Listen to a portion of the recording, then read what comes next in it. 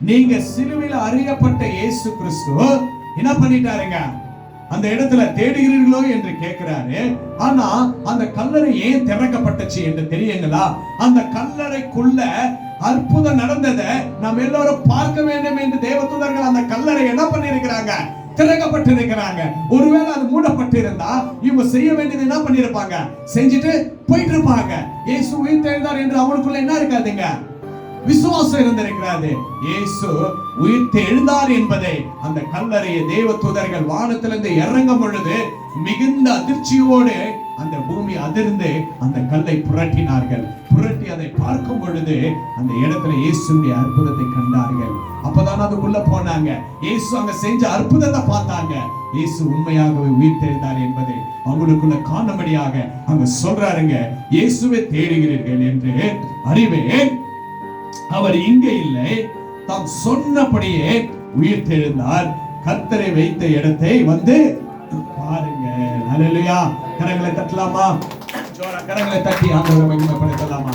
பாருங்க, சொல்றாங்க இயேசுவை அடக்கம் பண்ண, இயேசுவை வைத்த இடத்தை வந்து பாருங்க. அவர் சொன்னபடியே என்ன பண்ணாருங்க? உயிர் எழுந்தார். ஹல்லேலூயா. அவர் உயிர்த்தெழுந்தார், ஜெயத்தை கொடுத்தார். அவர் என்றென்றும் உயிரோடு இருக்கிற தேவனாய் காணப்படுகிறார். அவர் ஒருபோதும் அவர் மீண்டும் மரிப்பது அல்ல.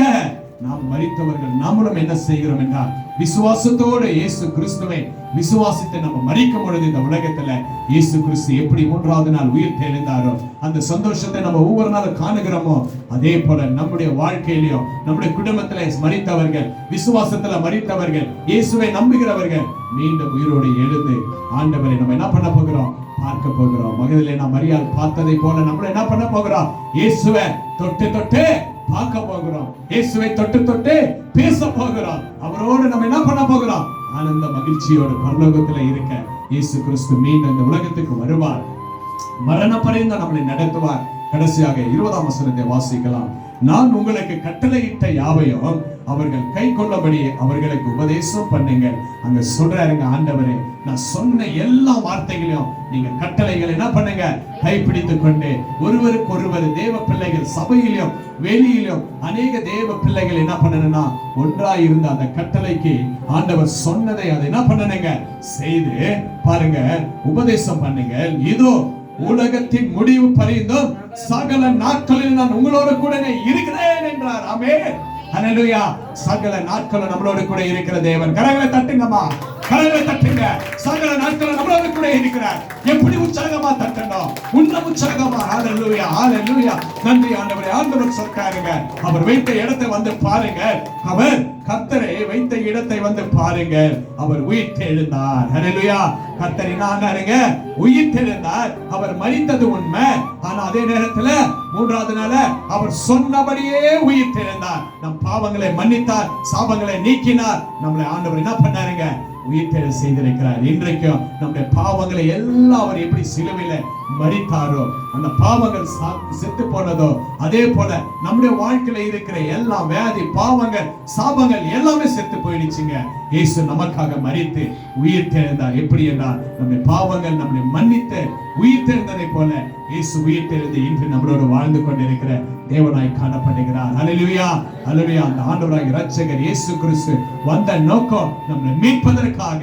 அவர் உயிர்த்தெழுந்த நோக்கம் மீண்டும் அவர் அரசாங்க அந்த அரசுல நம்ம நிக்க போகிறோம். பரலோக ராஜ்யத்திற்கு நம்மளை என்ன போறாருங்க?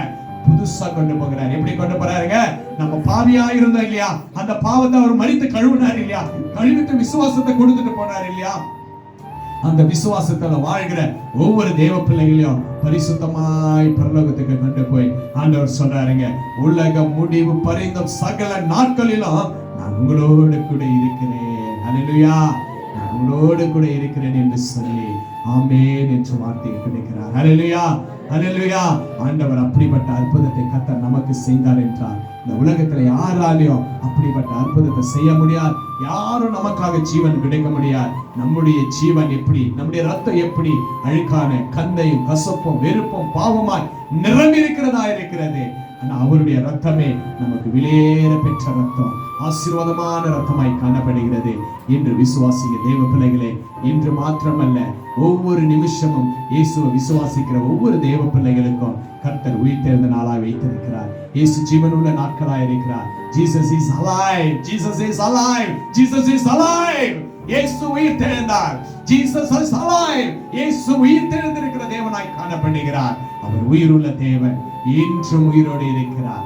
அவர் உயிருள்ள தேவன், அவர் உயிருள்ள தேவன், அவர் உயிருள்ள இரட்சகர், அவர் உயிருள்ள தேவாதி தேவனாய் காணப்படுகிறார். Jesus is alive.